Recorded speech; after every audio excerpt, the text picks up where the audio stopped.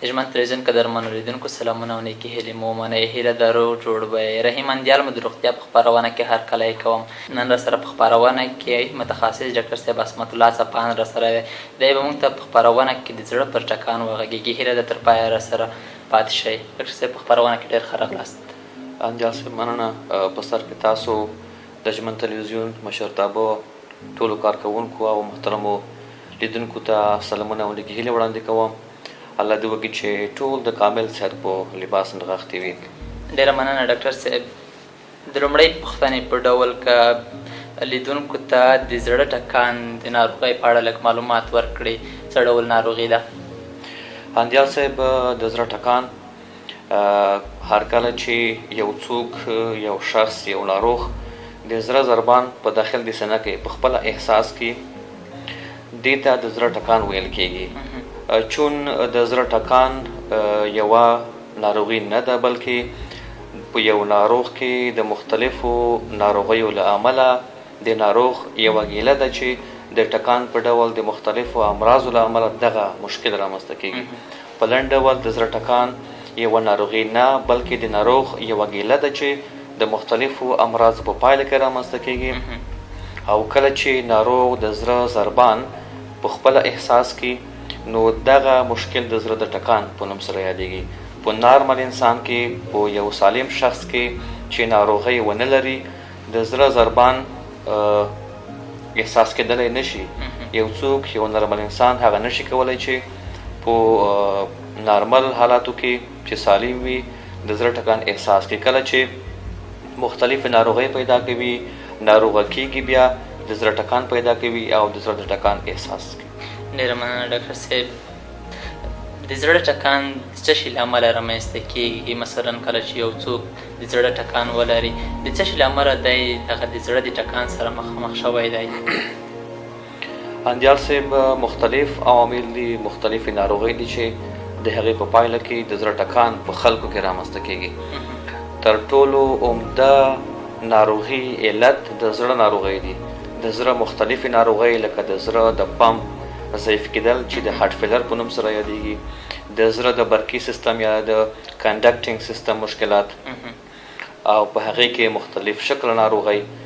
دې څخه علاوه د زړه د اروا کوونکو رګونو بندښت، وقفوي بندښت، حملوي بندښت، کله چې د زړه عضلې ته د وینې جریان راکمیږي، د هغې په پایله کې هم دغه مشکل رامنځته کېږي. په دوهم قدم کې ځینې نور ناروغۍ دي چې په هغې کې د زړه ټکان رامنځته کېږي، لکه د سږو ناروغۍ. یو څوک چې، یو ناروغ چې د سږو مزمن امراض لري، لکه COPD او برانکیال اسما چې د نړۍ په سطحه د سینې د پیژندل شویو ناروغیو له جملې څخه دي، په دې کسانو کې دغه مشکل رامنځته کېږي.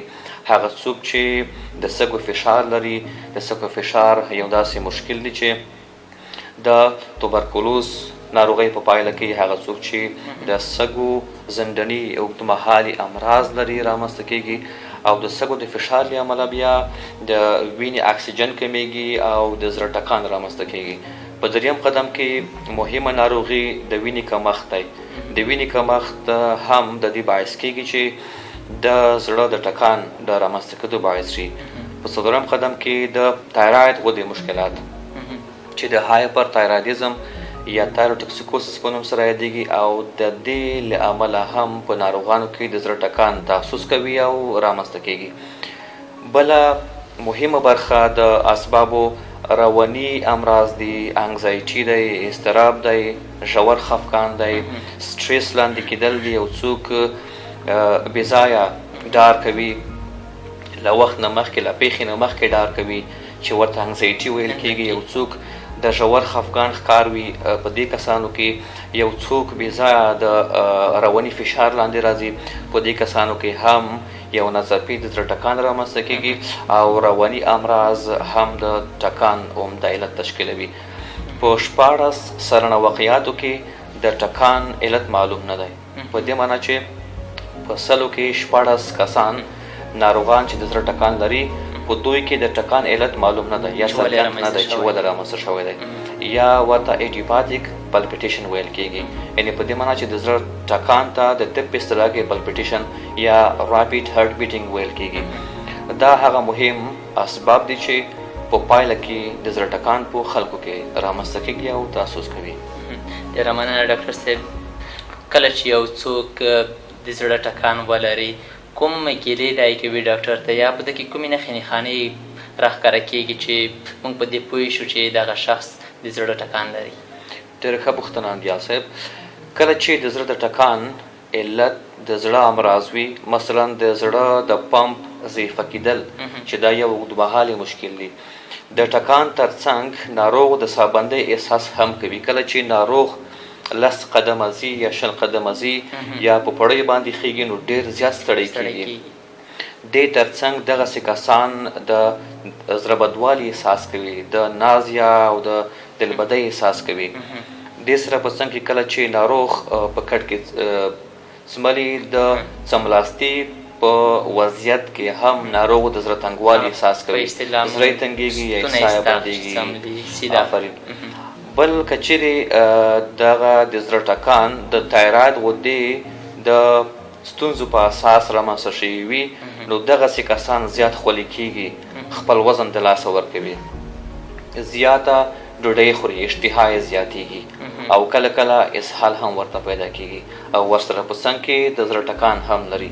که چیرې د وینې د کمښت په پایله کې دغه د زړه ټکان رامنځته شوی وي نو د ناروغ د وینې هیموګلوبین مقدار لږ وي یا کم شوی وي. یعنې که چیرې په یو ناروغ کې د زړه مشکل موجود نه وي، د تایراید غدې مشکل موجود نه وي، د سږو تکلیفونه موجود نه وي، خو د وینې هیموګلوبین یا د سرو حجرو مقدار یې لږ شوی وي، دا په دې معنا چې په دې ناروغانو کې د زړه د ټکان علت د وینې کمښت دی. نو په هغوی کې بیا ناروغ د سستیا احساس کوي، کله چې کار کوي ژر ستړی کېږي، بل دا چې همیشه خولي کېږي او اشتها یې هم له منځه ځي او ورسره په څنګ کې د زړه ټکان هم احساسوي. هغه څوک چې د زړه ټکان یې د رواني امراضو له امله وي په دې کسانو کې بېځایه ویره، بېخوبي یا برعکس د خوب زیاتوالی، د وزن کموالی یا برعکس د وزن زیاتوالی رامنځته کېږي، اشتها یې له منځه ځي، د ژوند سره یې علاقه کمیږي، د ملګرو سره یې په فامیل کې دوی هلته نه کیني، غواړي چې همیشه یوازې وي، هلته خوشحاله وي. نو دا هغه مهمې نښې دي چې په رواني امراضو کې د ټکان ترمنځ په ناروغانو کې شتون لري او تاسوس کوي. ډېره مننه ډاکټر صاحب. راځو بلې پوښتنې ته. که چېرته د زړه د ټکان تداوي ونه شي کومې نورې ناروغۍ د دې څخه رامنځته کېدای شي په دوهمي ډول سره؟ کوم اختلاطات رامنځته کوي؟ ښه پوښتنه انډیال صاحب. که چیرې د زړه ټکان د زړه د امراضو له امله رامنځته شوی وي، مثلا یو چاته په حملوي ډول په میاشت کې یو ځل یا په هفته کې یو ځل یا په 2 میاشتو کې په کال کې څو ځله د کار پر وخت د زړه د سینې په چپه خوا کې د زړه په برخه کې د درد احساس پیدا کېږي یا درد ورته پیدا کېږي یا خولي کېږي او ورسره په څنګ کې په دې وخت کې د زړه ټکان هم پیدا شي او دوی دغه ستونزه بابیزه وګڼي، بې پروایي وکړي، نو خدای مکړه هغه لږ بندښت چې د زړه په رګونو کې شتون لري که همداسې پاتې شي، پر وخت یې هماغه وخت کې علاج ونه شي، نو خدای مکړه د وخت په تېرېدو سره دغه زیاتېږي، بندښت زیاتېږي، د زړه حمله رامنځته کېږي او د زړه حمله بیا خدای مکړه د ناڅاپي مړینې باعث هم کېږي، د سډن کارډیک ډیت باعث هم کېږي، چې دغه یو مهمه ستونزه ده چې د زړه په ناروغانو کې چې د ټکان علت یې د زړه د احروا کوونکو رګونو بندښت وي رامنځته کېږي. که چیرې یو څوک د تایراید غدې مشکل ولري او دغه د نورو نښو او ګیلو ترڅنګ د زړه ټکان هم په ناروغ کې موجود وي او دوی پر وخت د خپل ځان غم ونه خوري، نو دغه مشکل زیاتېږي، خدای مکړه د زړه د پمپ د ضعیف کېدو باعث کېږي او د زړه ټکان هم په داسې شکل بدلېږي چې بیا به د کنټروله وتلی وي. او که چیرې دغه مشکل د وینې د کمښت له امله وي او د وینې د کمښت درملنه پر وخت اجرا نشي ونه شي، نو د وینې د کمښت له امله نورې ستونزې هم زیږېږي چې خدای مکړه د ناروغ ژوند له ګواښ سره مخامخ کولی شي. ډېره مننه ډاکټر صاحب. که چېرته یو څوک د زړه ټکان ونه لري او د دې لپاره چې په راتلونکي کې دوی د زړه د ټکان سره مخامخ نشي، کوم کارونه باید دوی ترسره کړي چې روغ پاتې شي؟ په داسې کسانو کې د وینې د لوړ فشار کنټرول، یا هغه څوک چې د زړه امراض لري، د زړه ناروغۍ لري او ټکان هم لري او ورسره په څنګ کې د شکر ناروغي هم ولري، ممکن د شکر جګوالی د ټکان د زیاتوالي باعث شي. نو په داسې کسانو کې د وینې د فشار کنټرول، د وینې د ګلوکوز او شکر کنټرول هغه څه دي چې د ټکان په راکمولو کې رول لري. که چیرې په یو چا کې د نامعلوم علت له امله د زړه ټکان په کور کې پیدا کېږي، د شپې مهال پیدا کېږي، په خاطر چې دغه ټکان یې ښه شي، نو دوی باید په خپل مخ باندې یخې اوبه وشیندي. یخې اوبه هغه څه دي چې د لثم یا د وګس عصب تحریک باعث کېږي او د وګس عصب تحریک د زړه د حرکاتو د کمښت باعث کېږي او ټکان هم ورسره کمیږي. که چیرې په یخو اوبو سره دغه مشکل حل نشو، نو لومړی دی د غاړې ښی خوا 20 ثانیې مساج کړي، 20 ثانیې یا 15 ثانیې، او بیا دې په ورپسې توګه که ټکان ښه نشو 20 ثانیې یا 15 ثانیې د غاړې چپه خوا 15 ثانیې مساج کړي، چې په دې سره هم د واګس لثم عصب الیاف یا ترونه تحریک کېږي او د زړه د ټکان د کنټرول او له منځه تلو باعث کېږي. که خدای مکړه دې مانورو سره د زړه ټکان له منځه لاړ نه، نو بیا باید ناروغ روغتون ته ورسول شي تر څو هلته یې د زړه معاینات اجرا شي او د ټکان علت معلوم شي او د هغې درملنه پر وخت صورت ونیسي. ډېره مننه ډاکټر صاحب. ما پوښتنه په دې ډول وه چې مثلا څنګه کولی شو ځانونه له دې ناروغۍ څخه یا د زړه د ټکان څخه وساتو او مهم معلومات ته د دې په اړه ورکړل چې څرنګه موږ د زړه ټکان کنټرول کولی شو کله چې په یو شا کې وي. بېرته راځم خپلې پوښتنې ته، مثلا څنګه کولی شو ځانونه له دې ناروغۍ څخه وساتو تر څو موږ پرې اخته نه شو؟ د دې ناروغۍ د مخنیوي لپاره داسې خاص کوم تدابیر وجود نه لري، یعنې په دې معنا چې د زړه ټکان په هر چا کې رامنځته کېدلی شي. یو څوک د رواني فشار لاندې راځي، پکې ټکان پیدا کېږي. د رواني امراضو کنټرول د ټکان د کنټرول باعث کېږي. د زړه د امراضو پر وخت علاج د ټکان د علاج باعث کېږي.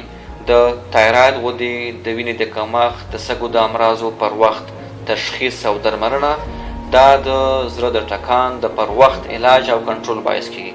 ټول هغه موارد دي چې د ټکان په مخنیوي کې او د هغې په کنټرول کې لازم رول لوبوي، خو په ځانګړې توګه د دې مشکل د مخنیوي لپاره د مخنیوي په پار داسې کوم خاص تدابیر له وخت نه وړاندې وجود نه لري، شتون نه لري. ډېره مننه ډاکټر صاحب. وروستۍ پوښتنې په ډول کله چې یو څوک د زړه د ټکان ناروغي ولري، څه ډول موږ د هغې مکمل علاج کولی شو تر څو دی پرې ښه روغ شي، مکمل ډول روغ شي دغه ناروغۍ څخه؟ اندیال صاحب، هر کله چې د زړه ټکان د کومې ناروغۍ له امله رامنځته شوی وي، د همغه مشکل او ناروغۍ درملنه د ټکان د درملنې باعث کېږي. موږ وړاندې یادونه وکړه چې د زړه ټکان یوه ناروغي نه ده، بلکې د مختلفو ناروغیو له امله رامنځته کېدونکي په ناروغ کې د ناروغ یوه ګیله ده چې ناروغ وایي زما زړه ټکان کوي، په خپل د زړه ضربان احساسوي. نو د هر علت له امله چې دغه مشکل، دغه ګیله او ټکان رامنځته شوی وي، د هغې علاج د ټکان د علاج باعث کېږي. ډېره مننه ډاکټر صاحب. په وروستیو کې څه پیغام لرئ زموږ لیدونکو ته؟ دوی باید کوم کارونه ترسره کړي تر څو صحتمند او روغ پاتې شي؟